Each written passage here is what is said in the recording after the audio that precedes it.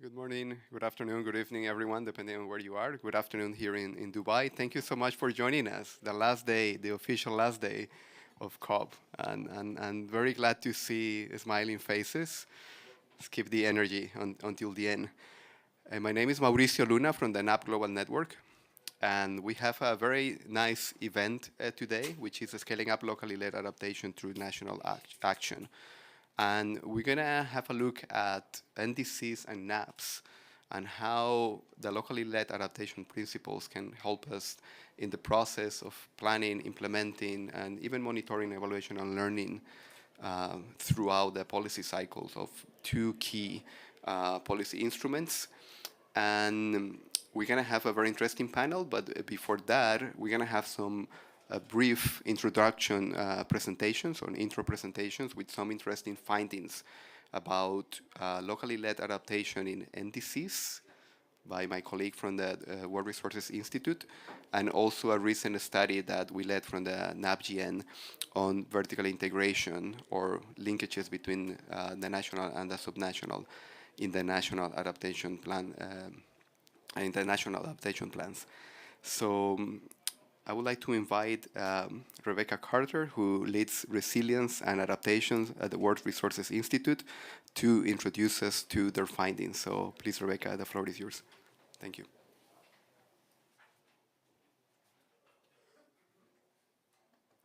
Thanks so much, Mauricio, and thanks to all of you for turning out on maybe the last day of COP. Maybe we should have a little pool about whether today is going to be it or not, but regardless, glad to see you all. Let's see if I can get the slides going here. Whoops. Okay. So I am indeed going to give kind of an overview of where we see locally led adaptation showing up in NDCs, and it's always a good idea to start with a map. This shows in dark blue all 145 countries that have an adaptation element to their NDC. I think there's still this misconception floating around that NDCs are for mitigation only. This clearly, shows that it is indeed most developing countries and a fair number of developed countries that do indeed include adaptation in their NDCs. So the analysis that Mauricio mentioned, we looked at all first round and second round updated NDCs from all the countries that submitted them, and set up a framework to kind of figure out what those NDCs were all about and also how they changed from the first NDCs to the second one. So in this graphic, the yellow bar is individual actions in NDCs in the first round, and then the blue bar is the second round. So when we put this database together, it's over 7,000 individual actions that countries have included in their NDCs. One of the ways that we sorted it was to look kind of sectorally or by major systems. And as you can see here, locally led adaptation is pretty high on countries' lists of priorities that they are including in their NDCs. I found it quite interesting to see that it actually, more countries mention locally led adaptation than financing adaptation or cities and urban areas. And as you can see, the number has almost doubled from the first to the second NDC. So again, locally led adaptation is indeed quite relevant in NDCs. All of the data that we have here is included both on our Climate Watch platform. So if you look at climatewatchdata.org, it's a nice platform where you can sort out mitigation, adaptation, what are countries doing? You can sort by countries or themes or regions. It's quite a useful resource. And then the analysis that this comes from is this report on our website called State of the Nationally Determined Contributions Enabling Adaptation Ambition. So the principles for locally led adaptation, we might ask, well, so why? What is behind the increase in mentions of locally led adaptation?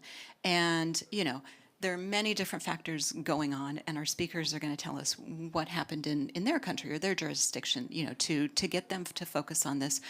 But one thing that we do think is making a difference are these principles for locally led adaptation. Some of you may be familiar with these. There's more information on them in more detail about what they mean with this QR code.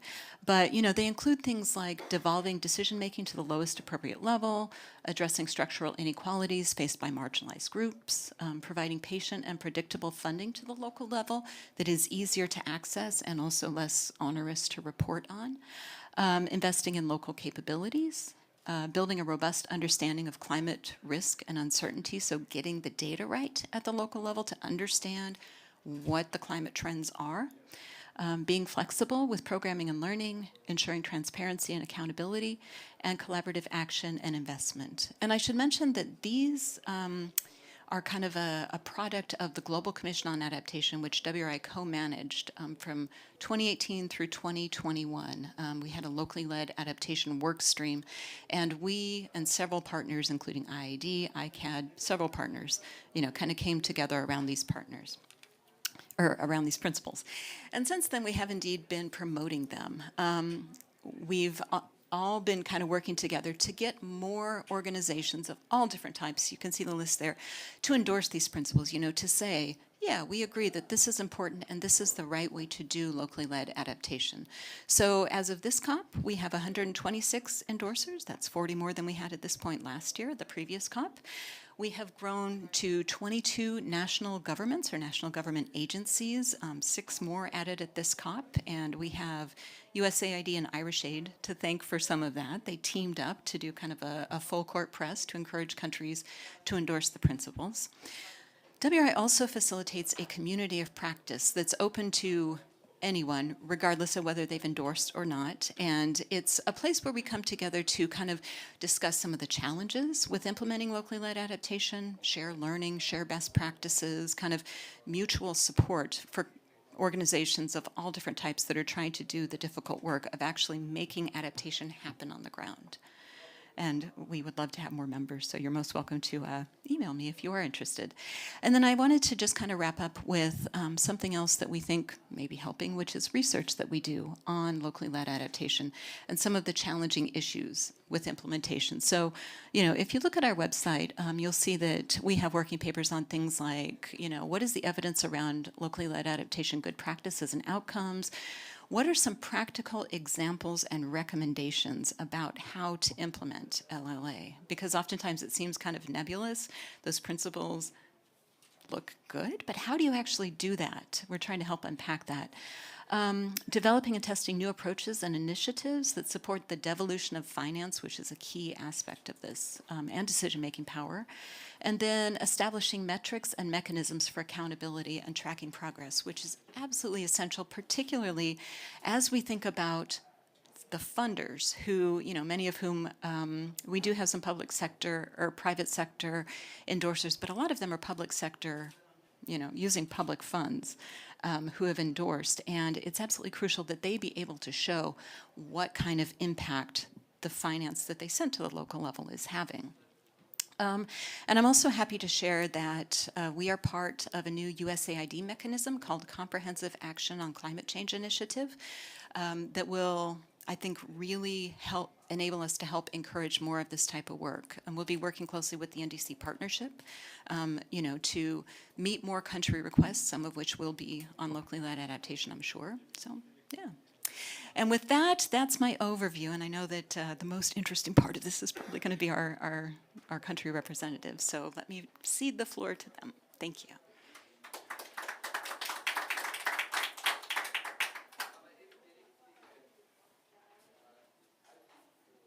Thank you very much, Rebecca, for that. And it's very interesting to see the evolution of the NAPs from the first round to the second one. So if we can go to the second presentation, which is going to set the theme to invite our panelists to have a conversation. So similarly, what we did is that we looked at vertical integration elements in the national adaptation plans.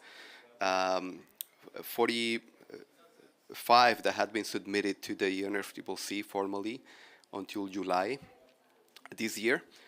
And what we were trying to analyze was those strategic linkages between the national and the subnational. So a lot of elements of locally led, but also subnational action, more general.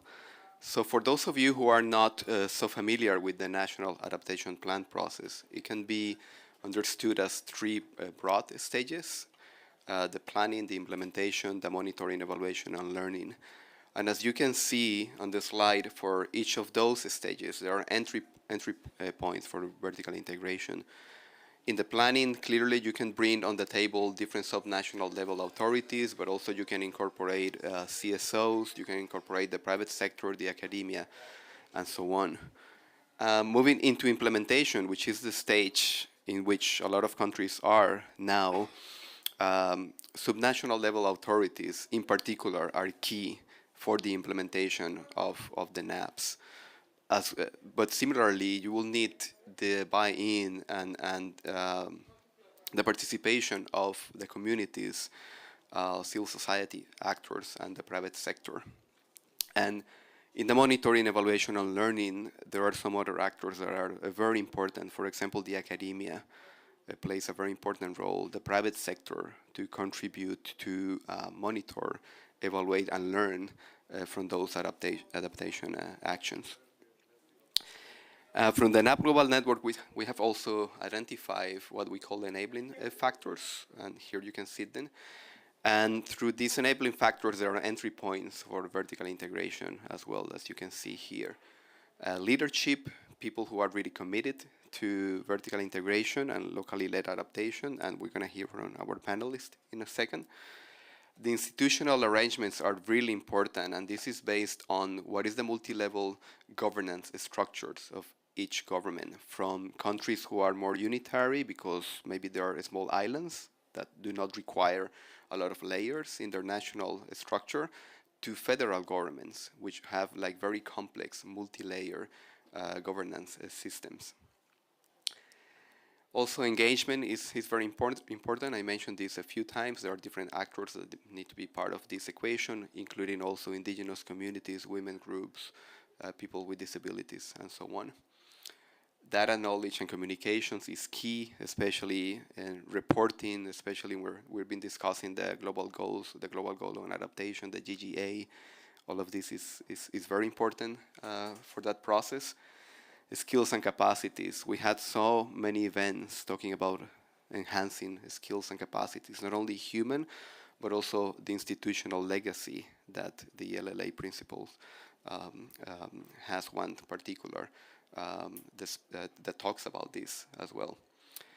And finally, and but definitely not least, which is still on the corridors of this negotiation, the financing from different sources, private, public, from the national, the subnational budgeting, but also international sources. That is going to be a key to move forward. So now I would like to share with you a few of the key findings of this report. As you can see, in the first one, we wanted to find out what is the role that is being assigned to subnational level authorities in the NAP documents. And as you can see, it's clear that they are expected to play an important role in implementation, which is not a surprise, but also in the planning. And because the planning is a cycle, this is important as well. This is an important element. An emerging area of involvement of the subnational level authorities is the monitoring, evaluation, and learning, especially in the newer NAPs. As we move more into this stage of monitoring, evaluation, and learning, you can see how in the more recent NAPs there is a role assigned for subnational level authorities, but there are also needs, capacity needs as well. The second key finding that I would like to share with you today is what is the role to non-governmental actors. And as you can see here, civil society organizations are mentioned to play an important role in the NAP documents, as well with micro, small, middle-sized enterprises, including local producers, including local private sectors, and also communities, which really speaks to the principles of locally led adaptation, and really speaks to the last finding that I wanted to share with you today, which is what is the reference of community-based and locally led approaches. And for those of you who have been around adaptation issues long enough, you will be familiar with community-based adaptation.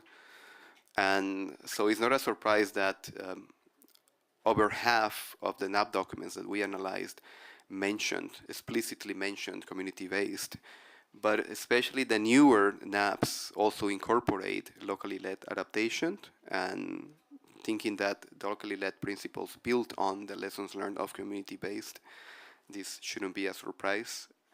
And there are other specific community-related approaches, such as ecosystem-based adaptation, that are also mentioned, and some other very creative terminology that some NAPs incorporate, like community-driven and so on. So with that, I would like to share with you the QR code in which you can access this publication. There are other interesting findings around finance, around transboundary issues as well, which is an emerging area of planning into the NAT process, especially for shared ecosystems, such as water catchments, lakes, or ocean ecosystems as well. And with that, we can move to the most important part of our event today. So I'm going to switch to the microphone there on one of the chairs so we can make it more of a conversation. And just let me do that quickly, and then I'm going to introduce our panelists here with us.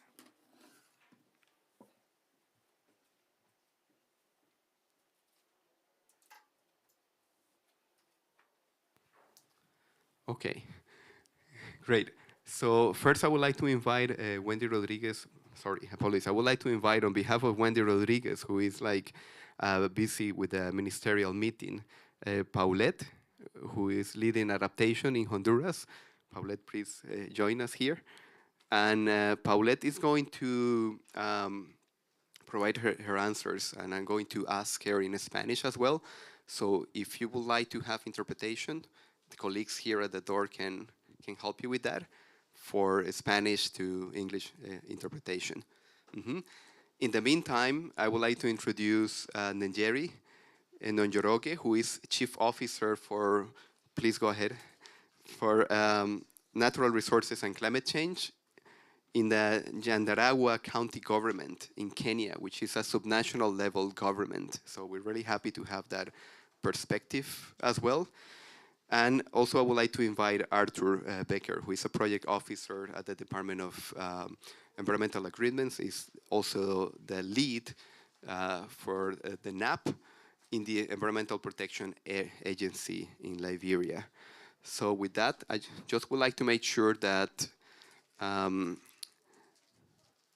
all the public here had a chance to get their headsets ready, and then we can start moving with the questions. Excellent. Thank you very much. So I'm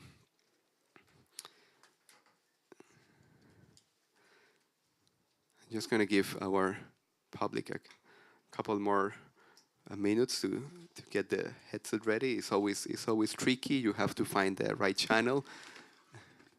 If if colleagues can help us with the okay, excellent. English is 1 and Spanish is 2. Thank you very much for that. And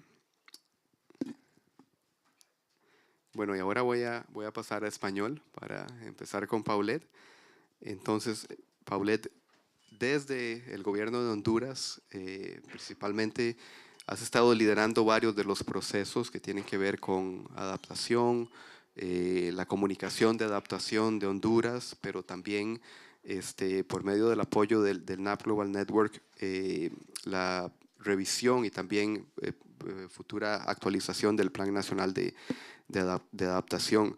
Y todo esto implica una serie de reuniones de validación, de involucrar a distintos actores. Entonces, la primera pregunta que quería hacerte es, en el caso de Honduras, ¿cuáles son esos actores clave a nivel subnacional, ya sean de la sociedad civil, del sector privado o también de gobiernos subnacionales que juegan un papel fundamental en este proceso de consulta para los distintos instrumentos que se relacionan con la adaptación, como el Plan Nacional y la comunicación sobre adaptación. Buenas tardes a todos. Gracias por el espacio, Mauricio.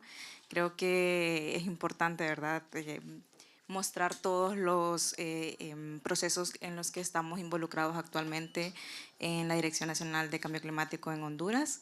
Aprovecho el espacio para darle las gracias a Mauricio por todo el apoyo que nos está brindando desde el NAP Global Network, que realmente responde, ¿verdad?, principalmente a aquellas necesidades que tenemos en la dirección, ¿verdad?, de cumplimiento con los compromisos que nos hemos establecido en nuestras metas de país.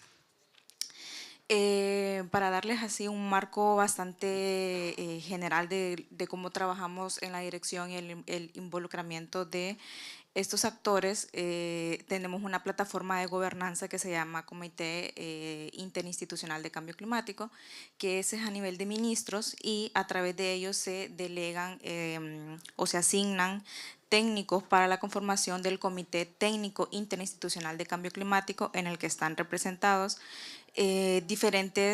todas las instancias de gobierno que están involucradas en las metas de cambio climático. Dentro de las cuales está la Secretaría de Agricultura y Ganadería, el Instituto de Conservación Forestal, la Secretaría de Energía, la Secretaría de Finanzas, Secretaría de Gobernación y Justicia Descentralizada, y también hemos involucrado a diferentes ONG que trabajan en pro de también brindar o generar información relacionada con cambio climático, especialmente en adaptación. Y también involucramos a empresa privada. En el caso de la empresa privada tenemos como la cabeza, que es el Consejo Hondureño de Empresa Privada, en donde están representados la mayoría de las empresas de Honduras. Y también hay otras entidades como cámaras de comercio que en los diferentes procesos de revisiones o consultas se convocan, ¿verdad? Se convocan ante el Comité Interinstitucional de Cambio Climático, y es así como se hace ese involucramiento de esos actores. Muy bien, muchísimas gracias, Paula. Y algo que me gustaría resaltar es que, bueno, el comité que mencionaba surge de la Ley Marco de Cambio Exacto, Climático de Honduras, exacto. que es un aspecto Sí, importante sí, porque sí. eso brinda, digamos, esa certeza jurídica a que este cuerpo interinstitucional pues tenga esa seguridad Firme, jurídica. sí, sí, sí. Y que es también de esos procesos que se están llevando de manera paralela. Tenemos la actualización de la Ley de Cambio Climático, que en el momento en el que se genera la Ley de Cambio Climático no contempla el Acuerdo de París, porque la Ley de Cambio Climático se genera en el 2014 y se ratifica el Acuerdo de París hasta el 2016. Entonces, ya es una de las mejoras que se le está haciendo a la Ley de Cambio Climático, y como mencionaba Mauricio, dentro de la Ley de Cambio Climático está lógicamente, ¿verdad?, incorporado el Comité Interinstitucional de Cambio Climático, donde están involucradas todas las entidades de gobierno, ONGs, sociedad civil, empresa privada, academia. Y es ahí donde se establecen las funciones y responsabilidades de cada uno de esos actores. Bien, excelente. Now I would like to move back to English, and we're gonna switch continents. We're gonna go to Kenya now, but we're also gonna move governance levels. We're gonna move to the subnational level now. And then Jerry, you represent a country that has been leading a lot of the process of involving the subnational level authorities at the county level in particular in Kenya, and you represent one of those governments. So I would like to ask you first, from the subnational level government perspective, what's been the experience of the county that you represent involving the local communities in climate change adaptation? And if you can give us a little bit of the context as well. Thank you. Okay, thank you. Thank you, Mauricio, for that. Just to give a perspective about Kenya, we have two levels of the government. We have the national government and the county government. Nyandarua County, where I come from, is one of the 47 counties. It is located in the Central Highlands of Kenya with a population of about 638,000 residents. Its headquarters is Olkalau. Olkalau is a town. It's more, Nyandarua County is more of a rural county. And Olkalau is about 150 kilometers northwest of Nairobi, Kenya. Administratively, we have what we call 5 sub-counties. Within those 5 sub-counties, we have 25 ward levels.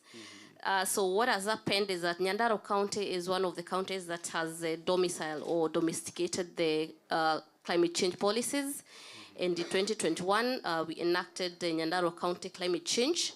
The Nyandarua County Climate Change establishes committees, the ward level committees. I spoke about 25, so we have 25 ward climate change committees comprised of about 9-member committee. And these committees do assist or do help in terms of sensitizing the communities or implementing the projects that are, resilient to climate change. What happened from 2022, 2023, we held a participatory climate risk assessment, whereby at the each and every ward level, the committee members were identified that comprised of herbalists, elderly, youth, people living with disabilities, most of the sectoral groups, to help in coming up with, risks and hazards that have affected the residents within the ward level. You realize that these issues of climate change are not generic. So what it did is that we went to the ward level. And out of that participatory process, the members were able to come up with the adaptive strategies and capacities, and also proposed priority projects that can address the issues or the hazards that are emanating from the climate change. So from that level, you can understand that the issues that are ailing the community or related to the climate change are being discussed from the grassroots level.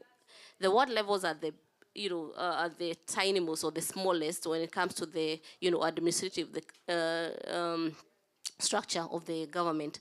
So we've been able to reach to the grassroots level, including the issues of youth, the children have been discussed from that level, and the solutions or the investments or the projects that emanate from that are being discussed by the communities themselves. So that is a journey that we have taken. Currently, we are actually revising our Nyandarua Climate Change, Act, just to, bring in the issues that have emanated out of the implementation over the 2 years. So thank you, Mauricio.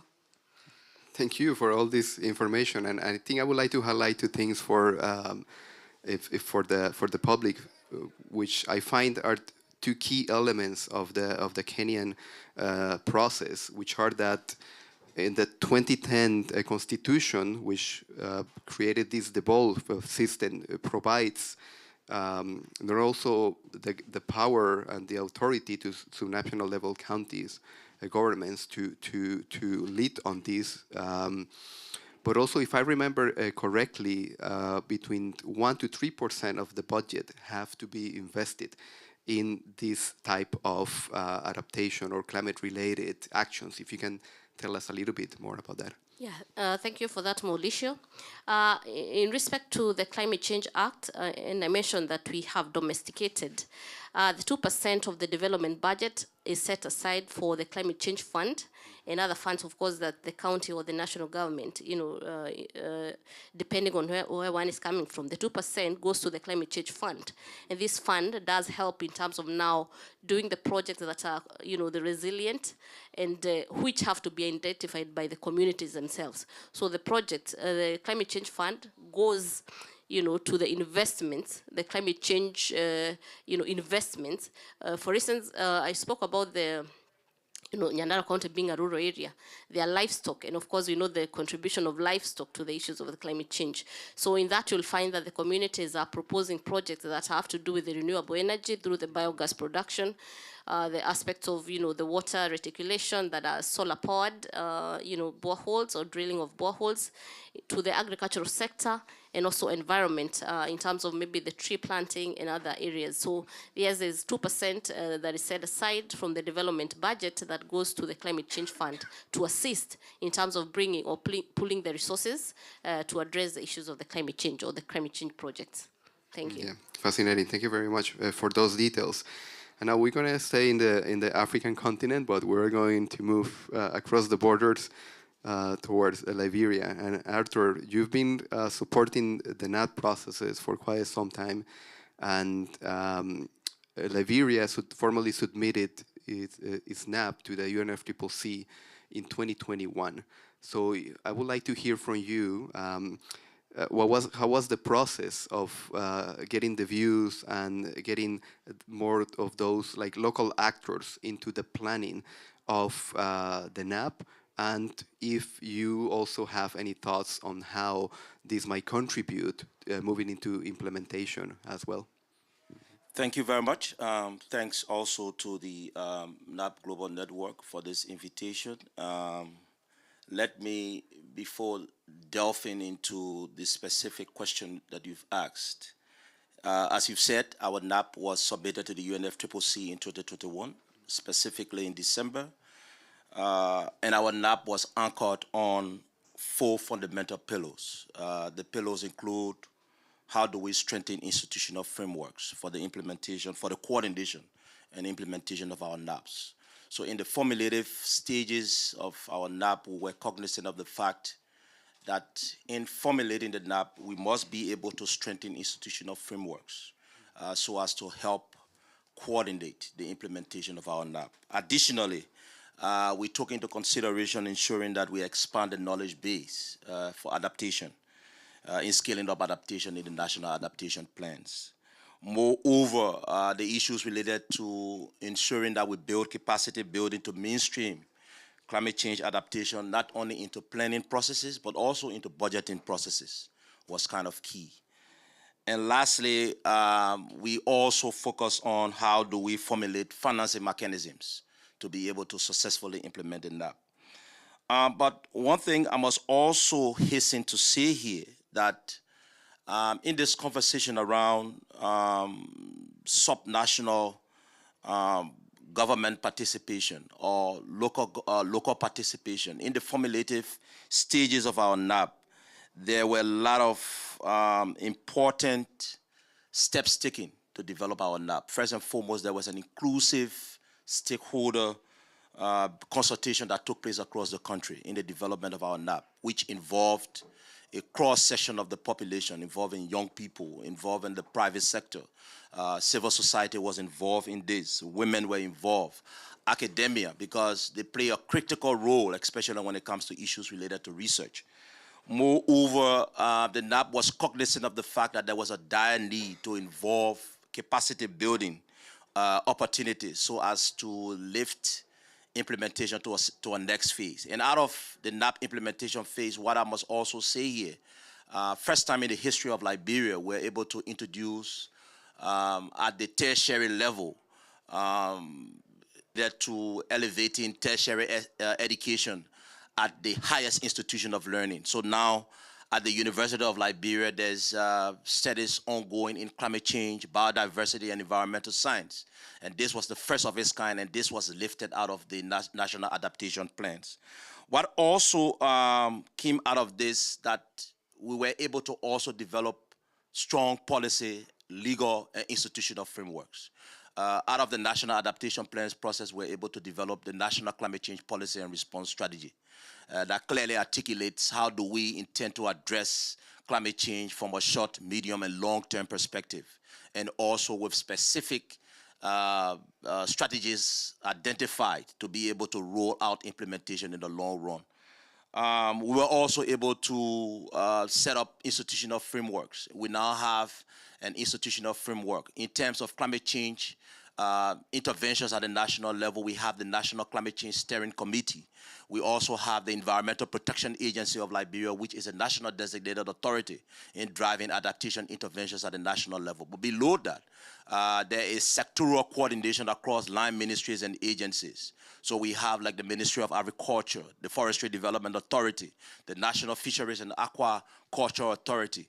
And just before going back to you, let me also hasten to say that our NAP is strongly linked to our national determined contributions as well. There are core elements of our nationally determined contributions that feed into the National Adaptation Plan. So there's a strong correlation between the NAPs and that of the NDC. And what we want to borrow in the revision stages of the NAP from what we've done in our NDC is to develop an implementation plan. So when we are able to go to the revision stages of our NAP in the next few years from now, we intend to have an implementation plan that clearly outlines how do we intend to roll out NAP implementation. But these are some of the steps that the country has taken in terms of involving a cross-section of participants across different layers in the development of our NAP, and how we've been able to also lift issues related to policy frameworks, legal frameworks, and institutional frameworks. Mm-hmm. Well, thank you very much for that, Arthur. A lot of information that you are sharing with us. And there are a few questions that I would like to ask you, but thank you for bringing up the synergies and the coordination between the NDC and the NAP document in the case of Liberia. I think that's a very important point. But what I would like to ask you, I would like to stay with you for a few more minutes to ask you, now that you have the NAP in place, you have the institutional arrangements, you have some other policies supporting, clearly you're thinking of the implementation and you are moving into the implementation, but now you do have to coordinate with the county level, with the different counties around the country moving into implementation. What do you think are the main capacity needs? What are the needs at the county level so they can really support their communities, but they can also contribute to those like high ambition adaptation goals? Yes, we have a local decentralization policy, an act that should inculcate local interventions at the national level, and also ensure that we promote decentralization to a large extent. We are yet to fully operationalize that. There are some challenges around the to operationalize the plan, the policy, and the act. But however, in terms of some of the capacity needs for subnational level authorities in Liberia to move towards implementation, some of this will include getting local authorities and individuals at the local level to get to understand what the actual climate risks are that affect them, and how can they be a part and parcel of responding to these risks that are associated with their livelihood. So they first have to get to understand what some of these risks are. So there's a lot of capacity building that needs to be done around this. We need to work with these local communities. Moreover, there's a lot of public education and awareness that needs to be done.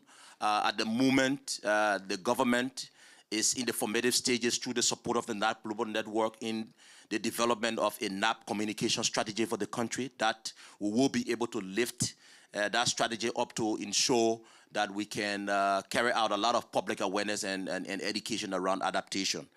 Mm-hmm. We must also be able to involve the locals in the design, the original design of these local level adaptation investment projects. We must not leave them behind in the development and the design of these projects. So how do we get them involved? As we got them involved in the development of our national adaptation plans, we also need to get them involved in designing from the formative stages what these kinds of interventions are at the local level. Moreover, there needs to be availability of local resources that they can be able to access, to be able to carry out identified projects that they will be able to identify at the local level. And moreover, at the local level, there must be effective coordination and collaboration. This is very key because this will, to a large extent, promote cohesiveness.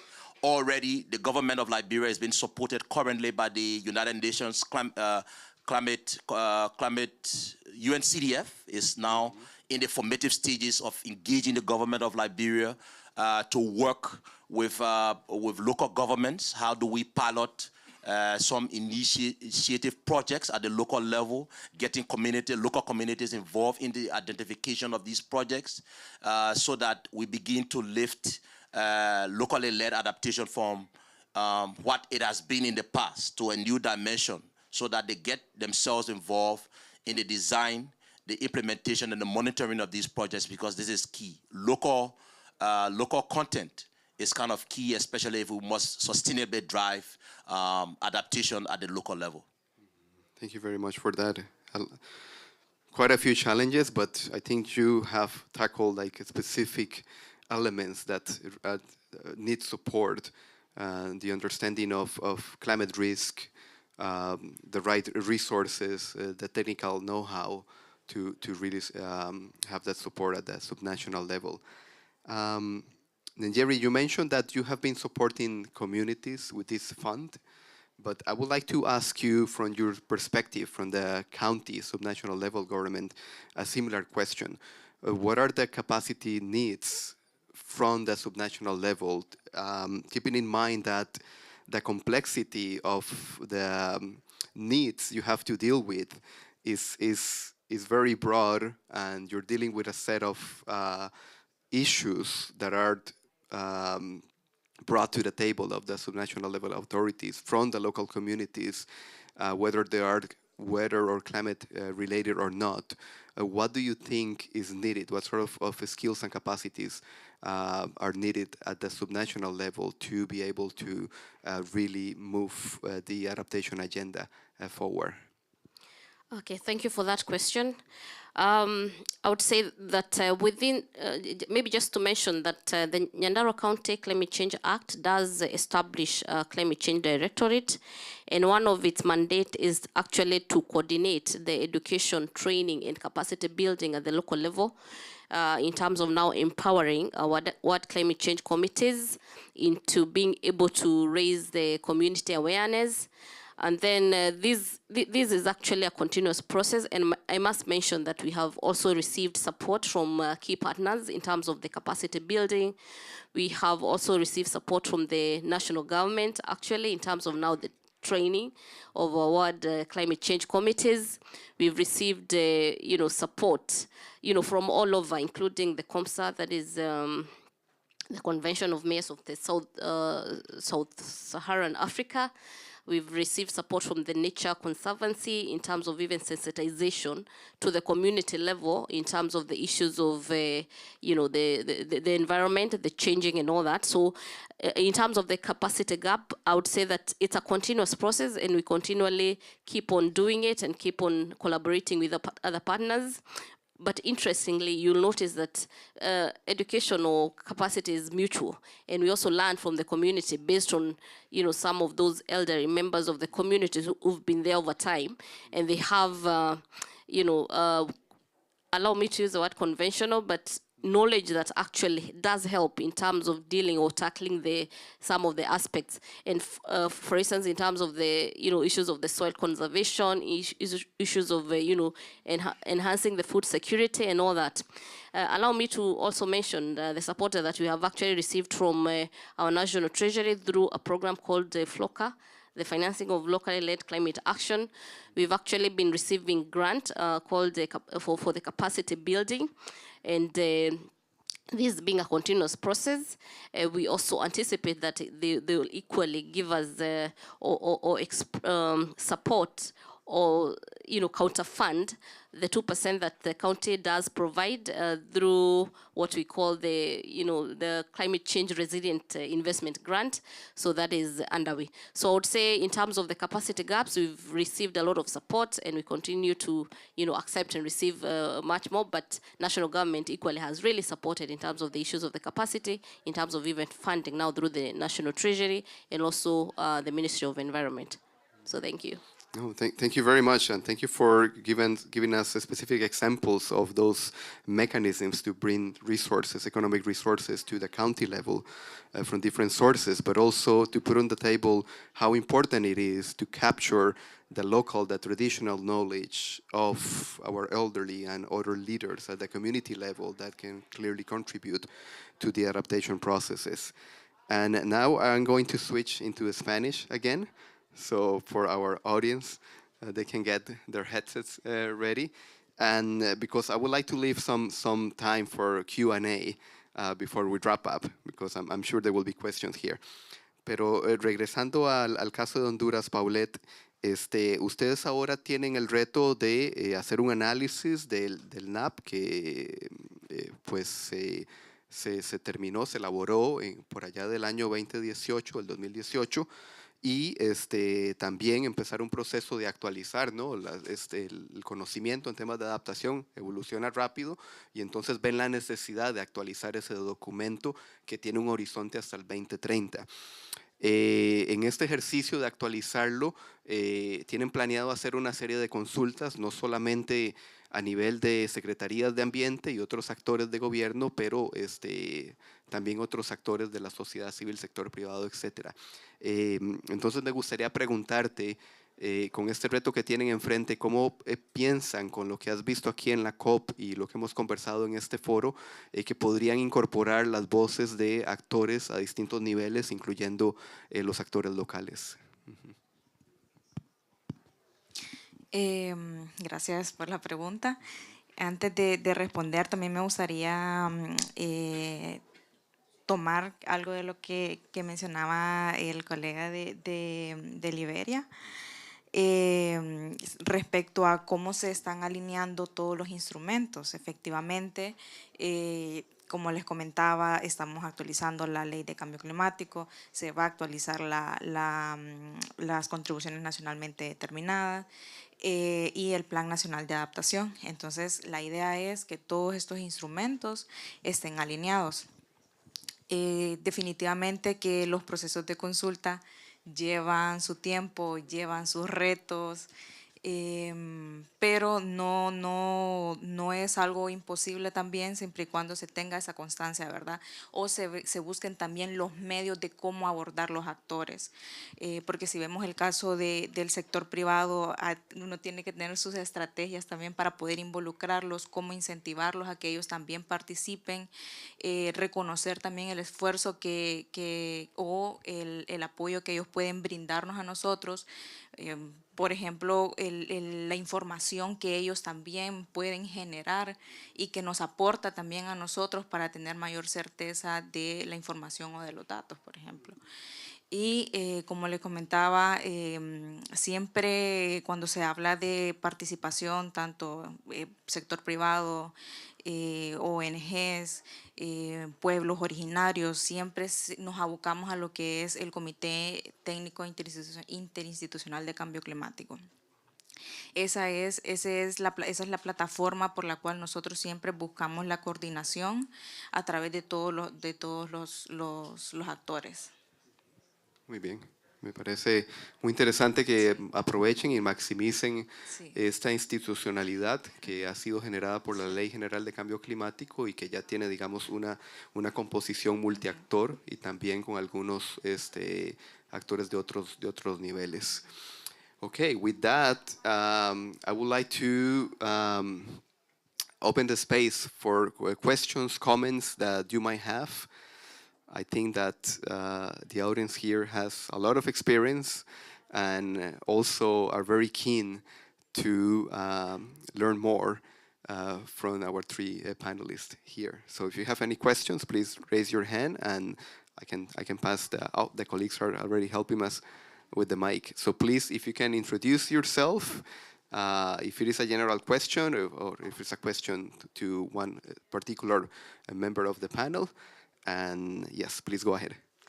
Thank you very much. This is Demet Intepe, Practical Action. So I have two questions, actually, one for Rebecca and one for Jerry. So to Rebecca, so I was wondering, coming from an NGO perspective, what would you say about harmonizing existing community participation approaches with LLA approaches? Because as you know, we have the rather classic approaches to community participation, community engagement. For example, as an organization, we've signed up to the principles in 2021. But we're, of course, we have colleagues on the ground who have their own usual methods, and they engage with communities, and they know the communities very well.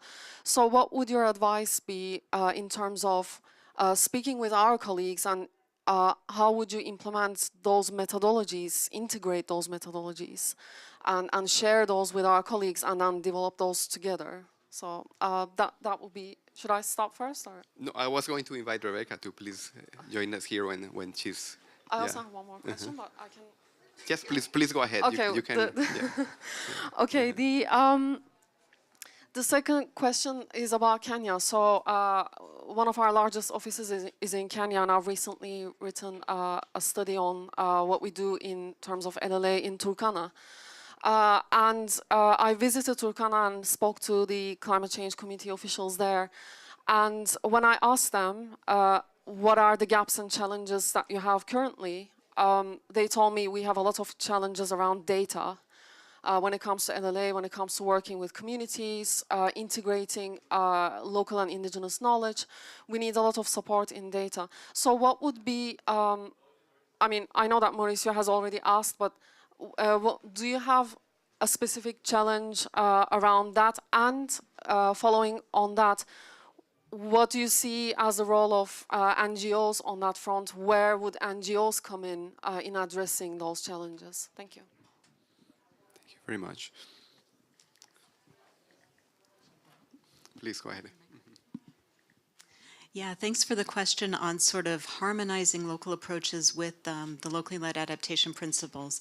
You know, the principles were meant to be quite flexible, and I think maybe a big part of their value is sort of enabling implementers or, you know, people planning adaptation to kind of ask themselves, is there something more we could address that we haven't yet, right? I mean, 8 principles is admittedly kind of a lot, but at the same time, I think it can kind of provoke discussions about, you know, we are clearly doing X, Y, and Z, but maybe we also want to do A, B, and C. So to kind of continue building out a fuller approach to localizing adaptation. And, you know, I think it's worth noting also that, I mean, our panelists, you know, are clearly implementing the principles, but they put it in the language that they use, right? And so, you know, maybe another value of the principles is that it enables a common language between different groups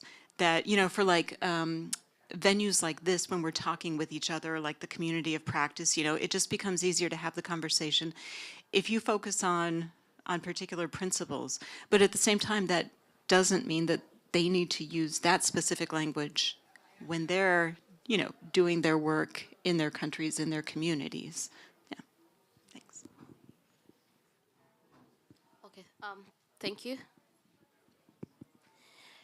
Thank you for that question. I would say that in terms of what climate change committees, I don't think the data really comes out as you know, one of the major challenges, because as I mentioned, we did develop the participatory climate risk assessment, climate risk and vulnerability assessment for the community. And actually, it's the what climate change committees are among the people or the stakeholders that were identified in coming up with, you know, the risks and also the priority areas in terms of the, you know, the priority projects for them. What usually happens is that each and every county, if you've checked, there's what we call the County Integrated Development Plan. And I think in it contains data or all kinds of information that you may require. So in terms of the data, I think for us, it's really not a unique challenge. But it's perhaps in terms of now keeping on, you know, capacity building our community members in terms of understanding their mandate. We've also taken a step further in terms of training some of the World Climate change members to be the TOTs, you know, training of trainers, so that they can continually keep on sensitizing the members in their respective wards when it comes to the issues of the climate change. So I would say that for us, data does not really come out as one of the challenges. Yeah, thank you. Oh, a gentleman here would like to ask a question. Thank you. Thank you. My name is Cecil Haferkamp. I'm with the UN Sustainable Development Solutions Network. Thank you so much. Very interesting insights. I have a question, a double question regarding finance. I think that was the third principle that sounded wonderful: patient and predictable financing. Now, the first question would be, do you already see that that has affected practices? Because this is something that we hear a lot from countries, that they say, we hear there's so much money out there, but accessing it is so difficult, so cumbersome, so time consuming. And so maybe from you, if you could confirm. And the second one, also related, is that increasingly, I think we see that with the NDCs, that countries see this as an opportunity to fundraise. They wouldn't say it like this, but it's a way to present your financial needs to international mechanisms, and most clearly for the NDCs. And what we hear often is, looking forward, there is a new NDC due soon, there is an NBCEP soon due, and we know there's only, I don't know, 60 some countries that have done an NAP, a National Adaptation Plan. And so what we hear a lot is that people, you know, feel kind of conflicted. Shall we focus on the NDCs and pack the adaptation aspects in there, because we know the NDC is the document that people look most at? Or is the idea maybe, okay, let's have the NAP, but in quite a number of countries, I think it's an either or. They don't see themselves in a position that they can do all of them, given that they also have the kind of domestic policy work to do. Thanks. Yeah, let me just kick off on that. Yes, I quite agree with you. Sometimes there is a feeling that there's a lot. In the case of Liberia, particularly, for us, we gave premium to our national adaptation plans. You know, the circumstances in Africa are quite peculiar to focus on what kinds of interventions do we carry out in terms of practicalizing adaptation interventions to be able to lower the vulnerabilities and risks associated with the impacts of climate change. However, what, for example, we did in our NDCs that was not done in 2015, when we revised, there were a lot of key missing elements that we thought that we should have included in our NDCs. One cardinal one was the development of an implementation plan. I think having an implementation plan side by side beyond just coming up with an NDC is quite cardinal. What did that do for us? It gave us a clear picture as to how do we intend to implement our national adaptation plan from both an adaptation and mitigation standpoint, and also place priority in terms of roles and responsibilities of institutions responsible. We also costed our NDC, and our NDC in Liberia is costed at 490 million, but in two quadrants: conditional and unconditional targets. Conditional targets meaning that we rely on support from the international community. So our NDC is 64% in terms of reducing greenhouse gas emission. So 54% of that amount is what we rely on to come from donor sources. And 10% is what we have said in the NDCs that will come from our national coffers of budget in terms of allocations. You also made mention of, there was a first part of what? Whether you see already that the principle on easier financing, okay, great. Changing practices. Great. The principles, in my opinion, practically there is an irony. Especially as least developed countries, there is a cumbersome process in terms of accessing funding. The bureaucracy and bottleneck around the access to finance is quite key. A case in point, we currently are carrying out an intervention for to prevent coastal erosion. And we started engaging the Green Climate Fund on this almost like 6 to 7 years ago. That did not come to fruition until almost 2 years ago. The impacts of climate change wouldn't wait for all of the bureaucracy surrounding that. And then what do we say? If we must be able to access this funding, do we have the bureaucracies or the bottlenecks around accessing finance slightly reduced? Do we also, the need for capacity building in terms of what are the requirements that these, for example, the Green Climate Fund or the Global Environment Facility want from least developed countries like Liberia to access this funding? Do we have the capacity in fine-tuning these proposals? Do we have a dedicated team, for example, at the Green Climate Fund to help support least developed countries and other countries in the development of projects that fall in line with their bureaucratic procedures and processes? So yes, it is amongst the principles, but yet is it a reality in trying to access the funding that is required? Because if we must have that as a fundamental principle, then we must then begin to practicalize that in terms of the guidelines, the procedures and processes. We need to revisit then, so that least developed countries like Liberia and other least developed countries or countries impacted by the vulnerabilities associated with climate change can be able to easily access this funding. And unfortunately, we're running out of time, but I definitely would like to give the microphone to Rebecca to react, and then I'm gonna wrap it up. Great, thank you. So the question on patient and predictable financing, my response would probably be not yet.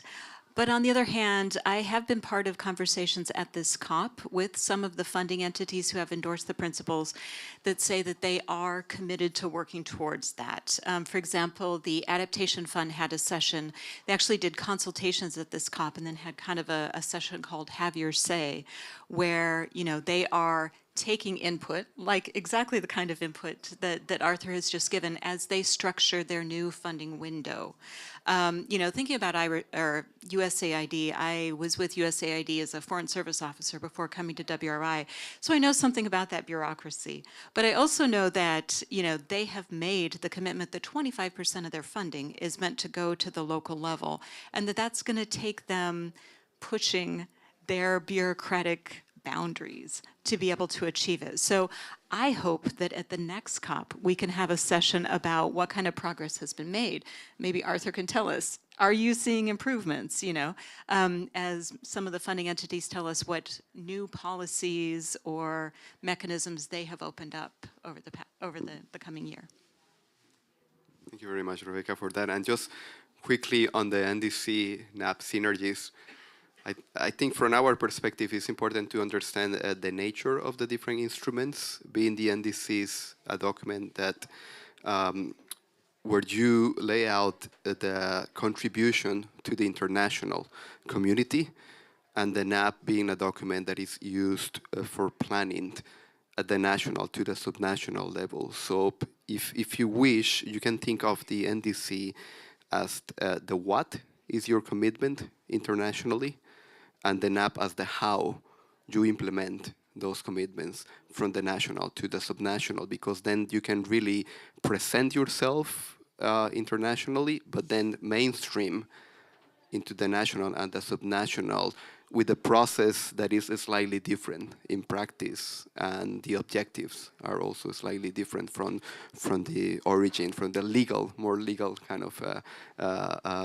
genesis of the UNFCCC process, if you wish.